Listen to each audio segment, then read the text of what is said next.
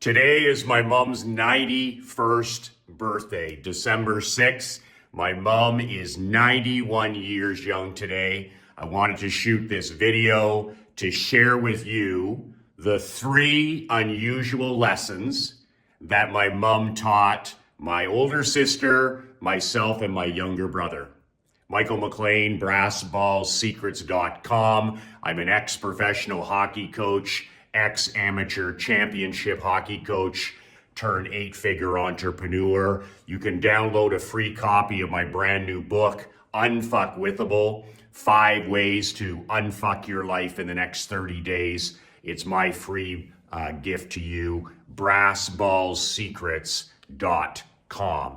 I'm shooting this video inside today. It is bitterly cold here north of the border. We're just digging our way out of the very first snowstorm. Got my 10,000 steps in this morning. Had to dress warm to get that done. But it's so cold out today that the gimbal I use and my cell phone will quit after 5 or 10 minutes. So on days like this, I have to shoot the video inside. So today is my mother's 91st birthday. My wife, Krista, my daughter, Emery, will be having and celebrating her at our lake house later today. We bring in her favorite meal and we just have a good time celebrating Grandma on her 91st birthday. But I wanted to take a few minutes to share with you 3 unusual lessons that my badass mom taught my sister, taught my brother, and taught myself. And they're lessons that transformed our lives. And the first thing at the top of the list that my mom taught me, and I didn't even understand it at the time, I was too young, I was a child, I was a teenager, was the discipline, the mental discipline of violent consistency. If you want to accomplish anything in your life, whether it's making money, whether it's having a marriage that's on fire, whether it's having a special connection with your children, whether it's getting in the best physical, mental, spiritual shape of your life, whatever it is you want to accomplish, all you have to do is become violently consistent. That's it, that's all. There is nothing more powerful than consistency, compounded over days, weeks, months, and years. That's all I do with these videos. I mean, I don't have any special talent. I have a broken iPhone 7, but I don't miss. You miss, I don't miss. And I'm well over 1,000 straight days, wind, bugs, heat, cold, doesn't matter. Marc-Andre and I never miss. I send my list a video email every single day. If you want to be on my email list, all you have to do is put your email in at BrassBallsSecrets.com. Every day you get an email with the video attached. My free gift. But I don't miss. I don't miss. I've been very sick. I've been happy. I've been sad. I don't miss. My mom taught me that mindset. There is, when we were growing up as kids, my mom was never sick. She was never, ever sick. My dad was sick sometimes. As kids, we were always puking or sneezing or vomiting. That's life at a public school, plus playing lots of sports. But my mom was never sick. How the hell can you not be sick, especially living in Canada? Well, the thing is, we discovered when we became older that my mom was sick. Like anybody else, she would have her coughs, her colds, her flus, and sometimes should have been in bed, but she never allowed herself to miss. It's like walking, it's like drinking water, it's like dating your wife, it's like going to the gym, it's like getting the proper amount of rest every night. Sleep is a weapon. She just refused to miss. She was so dedicated to her family. She was the COO of our family, just like my wife, Krista, is the COO of our family, the Chief Operating Officer. My mom made the trains run on time. Not my dad. My mom made the trains run on time. Piano, hockey, baseball, soccer, school, homework, whatever it was, My mom made the trains run on time. So she didn't have the luxury of shutting down for 3 days and lying in bed. But she just wouldn't even discuss it. So she was sick. She was tired. She was, frustrated. She was all of these things.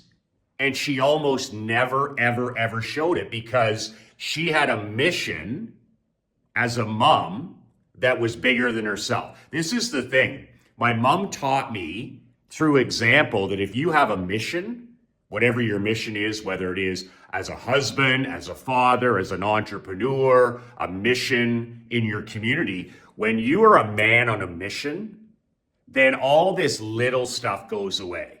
The distractions go away, the drama goes away, all of that, all of those minor things. You stop majoring in minor things when you're a man on a mission. And a man without a mission is a man without balls. If you're struggling, you don't have a mission.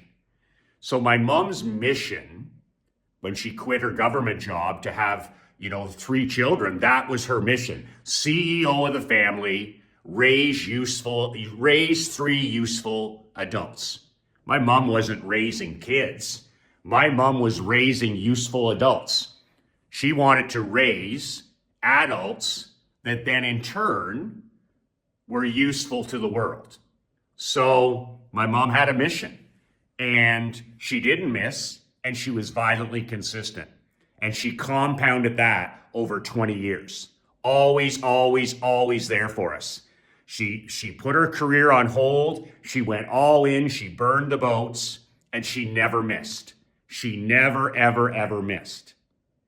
The second lesson that my mom taught me is that family is number one. Family, next to our Creator, our God, whatever it is that you believe in, my mom, family was everything and still is to this day. She's a grandmother, she's a great-grandmother. My mom, her natural habitat, when she was a woman on a mission raising 3 children, she's at her best, she's at her happiest. She's obsessed with family. And I talk to my mastermind members about this all the time, where if you just like doing something, or even if you're passionate about something, you'll never be the best at it. You'll never be the best at it. I said to my daughter when she was playing hockey, and my daughter is an outstanding hockey player. She plays with the boys. She played with kids that were 4 years older than her, and she can skate like a bullet. But we stopped playing hockey last year because I said to my daughter, I said, do you love it? Do you absolutely love it? Are you obsessed with going to the arena? And I knew the answer. She said, no, I like it, but I don't love it. I'm not obsessed with hockey. So we stopped doing it, and we went all in on the 2 or 3 things that she's obsessed with. My daughter's obsessed with equestrian horseback riding. She's obsessed. She cannot not talk about it. She cannot not do it. Same thing with art. She cannot not do it. She's not passionate about art. She's obsessed with art. She draws every day. She cannot not do it. Same thing with theater. She loves theater. She loves being in these plays. She loves performing. She doesn't like theater. It's not even her passion. She's obsessed with theater. So we've gone all in on those 3 things. And where she goes from there, that's completely up to her. But she's investing her time and energy in things that she's obsessed with. Obsession is the only way you can be the best. So my mom was obsessed with being the COO of our family. She was obsessed with raising useful children. She was obsessed with giving us as many tools in our toolbox as possible. Work ethic, grit, loyalty, ethics. She was in the business of raising future useful adults. She wasn't in the business of raising entitled poodles. She wasn't in the business of raising children that had the gimmies. Give me this, give me that. There was none of that fucking horse shit in our house. You earned it and you deserved it or you didn't get it. My dad, the first 5 years of my life, we lived in the back of the general store that my dad ran 14 hours a day, every day but Christmas. Every day but Christmas. We didn't have entitlement. We didn't have the gimmies. We had love and we had work ethic. And we had the greatest example in my mom and my dad that kids could ever have, because you understand that work is the reward. You see that work is the win. Not the stuff today, the gimmies, what can you do for me? I work with people that are 50 years old that still have the gimmies. Oh, give me this, give me that. I feel depressed. I haven't caught a break. I need to turn my life around. Gimme, gimme, gimme, instead of serve, serve, serve. Work is the win. My mom taught me that work is the win and that family is number one. And when I talk about family, your queen, your children, and keeping that as the priority, dating your wife, connecting with your children every day, telling them constantly how much they mean to you. And when the king doesn't rise, the kingdom dies. So every day making sure you as the king rise. Nothing is more important than you building your empire around your family, around your family. My mom was not passionate about family. She was obsessed with family and raising useful adults. The last thing, the third unusual thing that my mom lesson that she taught us was planting seeds. I first learned about this from Jimmy Johnson, Dallas Cowboys two-time Super Bowl championship head coach, when he talked about self-fulfilling prophecies. If you treat a person as they are, they remain as they are. If you treat somebody as you believe they will be, the next better version of themselves, they will actually become eventually that next better version of themselves. I was fascinated by this concept. The way you see somebody in the future, they can grow to that. It becomes almost a self-fulfilling prophecy when you treat somebody as their very best version. But my mom was a master at planting seeds, mental seeds that grew. And we didn't know anything about it. But my mom, and I do this as a father all the time before bed with my daughter, after prayer and after reading, I tell my daughter different things that I see happening in the distance, in future, and I'm planting seeds. And my mom was a master at this and still is to this day. And she used to say odd things to my sister, to my brother, and myself that now you're like genius. She used to say things to me. She used to say, she's like, Michael, you're going to make an incredible father someday. You are going to make an incredible father someday. And I was coaching minor pro hockey at the time, and I was like, I'm not even going to get married, Mom. I'm going to be single the rest of my life. I'm going to coach hockey. I'm going to party. I'm going to drink. I'm going to be free. I'm going to live in a big house with fancy cars. Be a great father. I got enough problems with my hockey players. You're going to be a great father someday. You're going to be a great father someday. And then I said to my mom, I said I was never a very good student. C's and D's get degrees. And I said, I'm going to coach in the National Hockey League someday. I'm going to coach hockey at the highest level. And everybody around me is like, you never even played pro hockey. You never even played high-level hockey. How the hell could you coach professional players? They won't listen to you. And my mom would say things to me. She said, I could see you being really outstanding at that. I could see you coaching someday for a living. I can see you someday. I can see us watching you on TV some night and seeing you standing behind the bench of the Montreal Canadiens or the Toronto Maple Leafs or the Detroit Red Wings or the New York Rangers or the Boston Bruins. I can see it. I can see it. You're going to be great at whatever you put your heart into. You're going to be great at whatever you put your heart and soul into.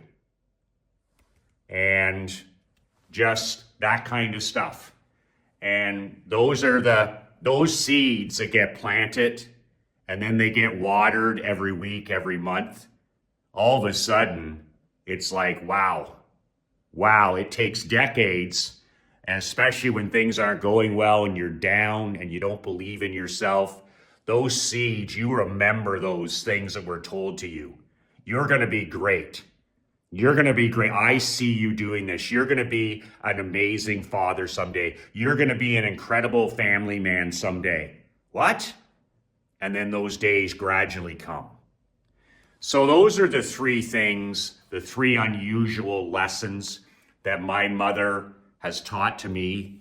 I just feel so incredibly blessed today on her birthday that, I get to go over every day and see my mom and dad and take them for a 10-minute walk.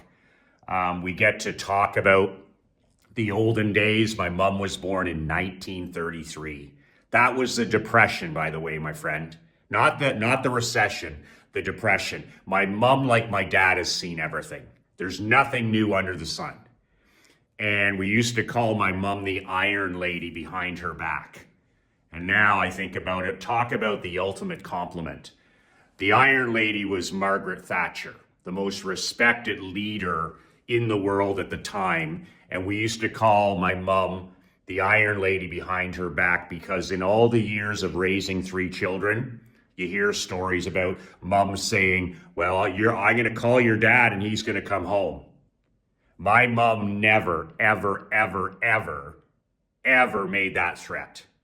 She was the Iron Lady. She was the queen of her kingdom. She was the CEO of our family. And she sure as fuck didn't need my dad to come home. When my mom said, jump, and she meant it, you fucking well jumped. And she was the iron fist inside the velvet glove. She was loving, she was kind, she was positive. But I'll tell you right now, iron fist inside the velvet glove. When she said enough, that was enough. And she didn't need some man coming home or a threat of a man coming home. She took care of her own business in her own home. She was the CEO and she behaved like the CEO. She didn't need anybody else's help. She was self-reliant. She was self-responsible. And this was her world and she ruled it her way. She was a woman on a mission raising us. She was a woman who was living her obsession. She was violently consistent. And she was in the business of raising future useful adults. And nobody got in the way of her doing that. I'm running for the first time ever, an anti-goal setting masterclass on the 18th of December. If that sounds like your cup of whiskey, the link is below, nobsnewyear.com. What the hell is an anti-goal setting masterclass? Well, goal setting and resolutions, ordinary goal setting and resolutions doesn't work for most people. In fact, it's dangerous. It leads to frustration. It leads to depression. It leads to stress in your life because it doesn't work for a lot of people. So for the last 22 years with my sports teams, with my companies, with my employees, with myself, I do what's called anti-goal setting. It's the opposite of what most civilians do because goal setting doesn't work for most people. So on this 2-hour training, which you can sign up below and pay whatever you want to attend. You can pay $1, you can pay $100, you can pay $500, you can pay $50. I don't care what you pay. I'm still gonna do the same training. I'm gonna teach you what I do instead of goal setting, instead of silly resolutions, and I'm gonna help you make 2025 the best year of your life yet. That's it. At the end of the day, at the heel of the hunt, as my grandfather would say, no change, no change. So if something doesn't change in your life, nothing's going to change in 2025. Nothing will change for you in 2025 unless you change. Same for me. So I'm going to share with you my anti-goal setting system. And after the 2-hour training, you'll be 90% ready to go for the new year. I'm not going to give you homework. You're going to be ready to go. You're going to be ready to go. And 13 months from now, you'll either have a list of accomplishments or you'll have a list of excuses. And that's why this anti-goal setting training is so important. Because what do you want in a year? Do you want a list of excuses, or do you finally want a list of accomplishments? And I'll take it one level further. What's bothering you now in December? What's bothering you right now that you promised yourself you would do and you haven't done? Let's attack that thing first. Everybody has something that's bothering them right now at the end of the year because you lied to yourself and you didn't get it done. So let's get it done now. The link is below. Sign up. There's only 200 lines. They're going to be gone soon.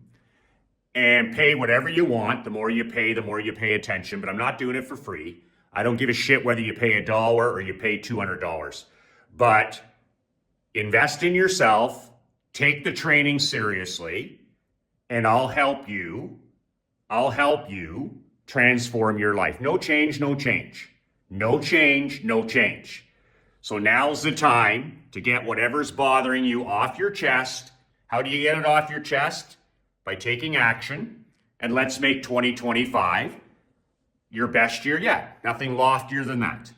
No BS, newyear.com below. Sign up, make a pledge so you're invested, so you take it seriously. And I look forward to working with you on Wednesday, December 18th, 10:59 a.m. I'm going to take you to school on why goals don't work and hand you the system to make 2025 your most badass year yet. 2 words that changed my life, 2 words that'll change your life. Happy birthday, happy 91st birthday to my mom. 2 words that changed my life, 2 words that'll change yours. Be relentless.